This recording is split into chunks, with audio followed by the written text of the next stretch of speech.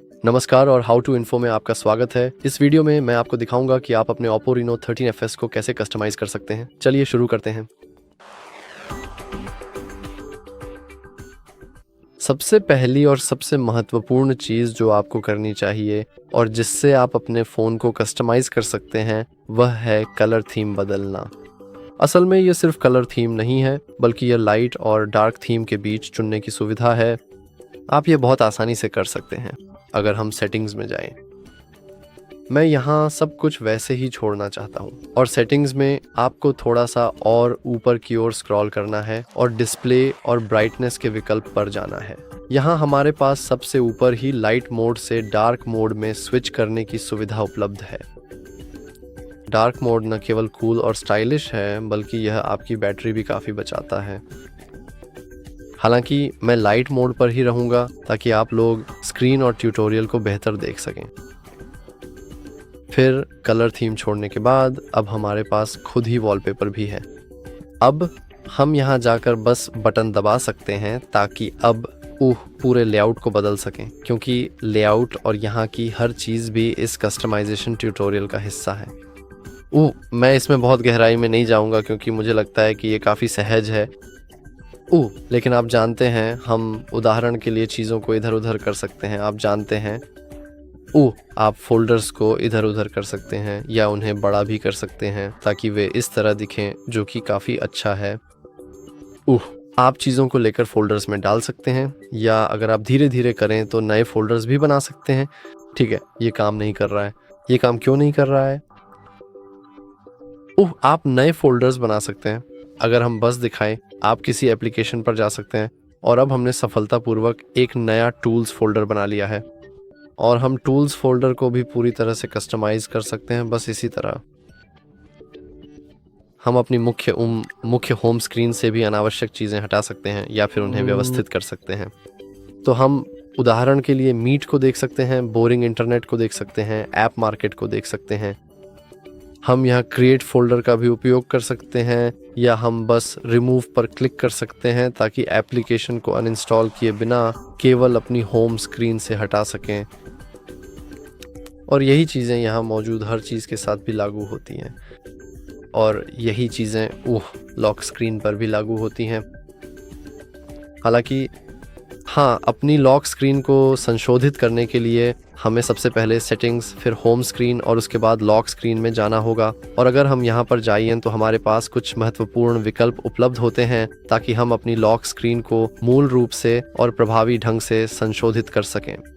सबसे पहला विकल्प है लॉक स्क्रीन शॉर्टकट्स, और ये शॉर्टकट्स वे हैं जो स्क्रीन के बिल्कुल निचले हिस्से में शॉर्ट स्क्रीन के सबसे निचले भाग में आसानी से पाए जा सकते हैं। और हम मूल रूप से इसे उदाहरण के लिए टॉर्च पर स्विच कर सकते हैं, क्योंकि ये एक काफ़ी बहुत ही महत्वपूर्ण चीज़ है जब भी आपको इसकी वास्तव में बहुत ज़्यादा ज़रूरत हो। और मुझे लगता है कि यह उदाहरण के लिए डिजिटल असिस्टेंट से कहीं ज़्यादा महत्वपूर्ण और उपयोगी है। तो अब हम इसे यहीं पर छोड़ सकते हैं और आखिरकार हम वॉलपेपर और स्टाइल के अनुभाग में आगे बढ़ सकते हैं। और ये वह सेक्शन है जिसमें हम इस वीडियो में अपना ज़्यादातर समय बिताएंगे, क्योंकि यहाँ हम मूल रूप से जो चाहें वह सब कुछ बदल सकते हैं। सबसे पहली चीज़ें हैं थीम्स खुद। अगर हम माई थीम्स में जाइए तो हमारे पास डिफ़ॉल्ट रूप से 5 बिल्ट इन थीम्स होती हैं। मैं इस हरे वाले में जाऊंगा क्योंकि मुझे हरा विकल्प वाकई पसंद है और मुझे लगता है कि यह सबसे अलग है।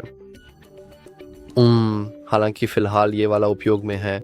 मुझे यकीन नहीं है कि हम इसे कैसे बदल सकते हैं, लेकिन हम इन्हें इधर उधर कर सकते हैं, या उदाहरण के लिए उन थीम्स को हटा सकते हैं जिन्हें हम इस्तेमाल नहीं कर रहे हैं।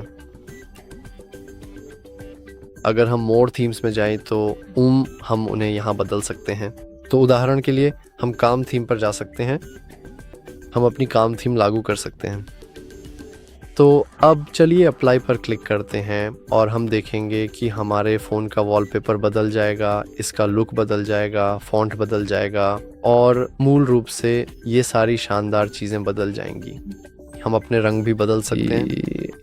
मैं F से होते हुए एलप्लेन पर जाऊंगा। एलप्लेन, माफ़ कीजिए, एल्पाइन, क्योंकि इसमें सुंदर हरे बटन हैं और मुझे हरा रंग बहुत पसंद है।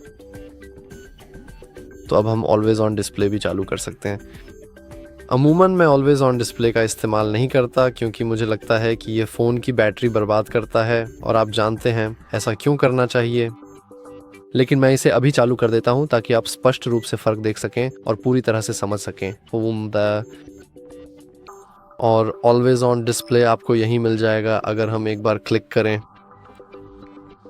और हाँ, इसमें कुछ भी खास नहीं है, आप जानते ही हैं। लेकिन अगर हम इसे और भी अधिक ध्यान से देखें तो हमें अपने लॉक स्क्रीन की घड़ी में एक बिल्कुल ही अलग और नया फ़ॉन्ट दिखाई देता है।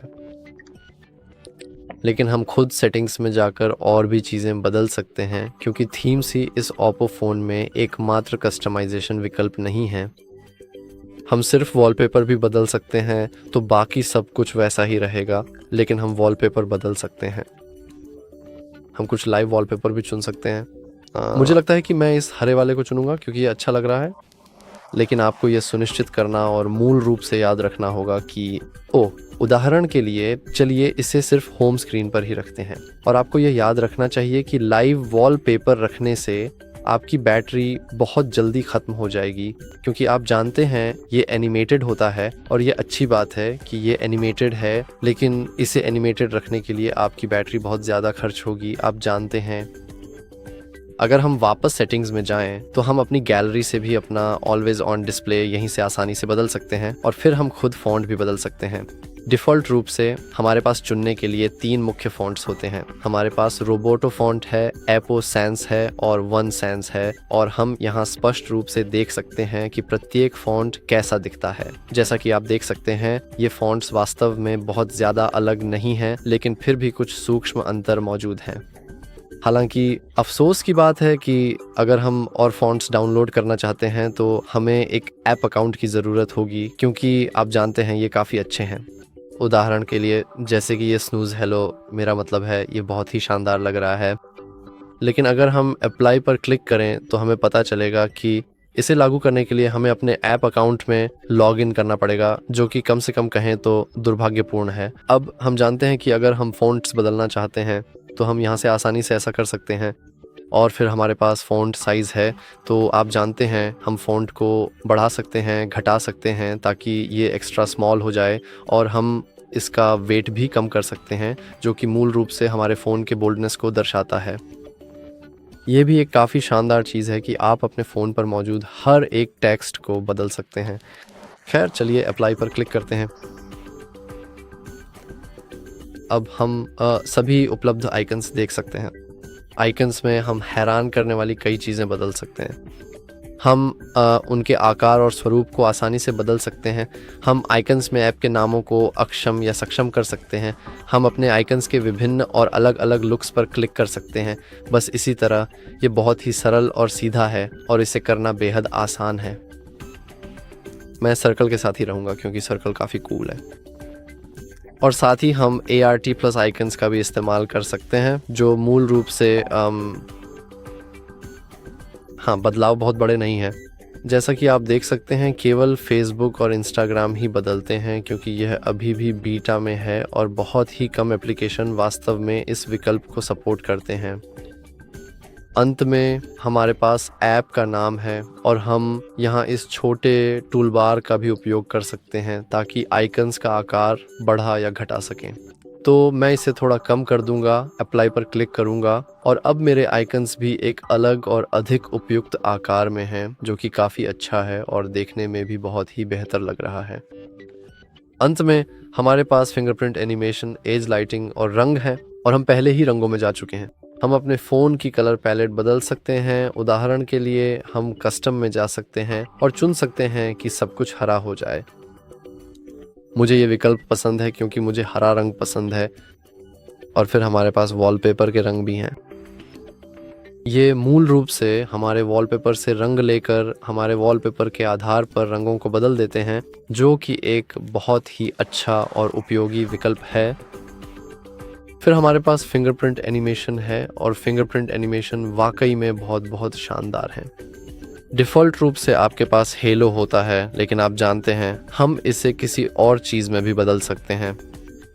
उदाहरण के लिए कुछ ऐसा, या बबल या स्पार्क्स, जो कि ये बहुत संतोषजनक है। जैसे बस देखिए कि ये कैसे, नहीं मुझे ये वाकई बहुत पसंद है। हमारे पास रिपल स्वर्ल भी हैं। मुझे लगता है कि स्वर्ल शायद सबसे कूल है, हालांकि ये स्पार्क्स के बहुत करीब है। शायद मैं स्पार्क्स ही रहने दूंगा। मैं आपको इस एनिमेशन का उपयोग वास्तव में नहीं दिखा सकता क्योंकि मेरे पास फिंगरप्रिंट्स कॉन्फ़िगर नहीं हैं, लेकिन आप शायद कल्पना कर सकते हैं कि यह कितना शानदार दिखता है। और अंत में हमारे पास एज लाइटिंग है, और एज लाइटिंग मूल रूप से आपकी स्क्रीन के किनारों को रोशन कर देगी जब भी कोई कॉल आएगा या जब भी आपको कोई नई नोटिफिकेशन मिलेगी। तो उदाहरण के लिए आप लाइट पर जा सकते हैं, ब्लू पर, और हमारे पास ये शानदार और बहुत ही आकर्षक एज लाइटिंग्स हैं। हम इन्हें रेड या येलो जैसे रंगों में भी बदल सकते हैं, जो कि वास्तव में काफ़ी कूल है। येलो रंग असल में थोड़ा गोल्ड या सफ़ेद जैसा है, सिर्फ साधारण येलो नहीं है, बल्कि यह एक बहुत ही अनूठा और आकर्षक शेड है। मैं शायद ब्लू वाले के साथ ही रहूँगा क्योंकि ब्लू वाला काफ़ी कूल और प्रभावशाली है। हालांकि मुझे इस बात का थोड़ा अफसोस है कि इसमें ग्रीन एज लाइटिंग नहीं है, हाँ दुर्भाग्य से। तो ये हैं वे सभी बेहतरीन और आसान तरीके जिनसे आप अपने फ़ोन को पूरी तरह से कस्टमाइज़ कर सकते हैं। बिल्कुल, अंत में एक और महत्वपूर्ण बात है, आप बस वेब पर जा सकते हैं और वेब से वॉलपेपर डाउनलोड कर सकते हैं। तो आप जानते हैं, हम उदाहरण के लिए DST वॉलपेपर देख सकते हैं। DST असल में डोंट स्टार्व टुगेदर है। यह एक काफ़ी कूल गेम है, हालांकि मुझे नहीं लगता कि यह वास्तव में एक बहुत ही लोकप्रिय गेम है, लेकिन फिर भी ये काफ़ी मज़ेदार और आकर्षक है और खेलने में भी बहुत आनंददायक है। हाँ ठीक है, मैं निराश हूँ। मुझे डोंट स्टार्व टुगेदर को मैन्युअली टाइप करना पड़ेगा, लेकिन आप जानते हैं हम जो चाहें किसी भी शो के लिए सर्च कर सकते हैं। मैं उदाहरण के लिए ब्रेकिंग बैड ले सकता हूँ, मान लीजिए, और फिर मैं फ़ोन वॉलपेपर टाइप करना चाहता हूँ,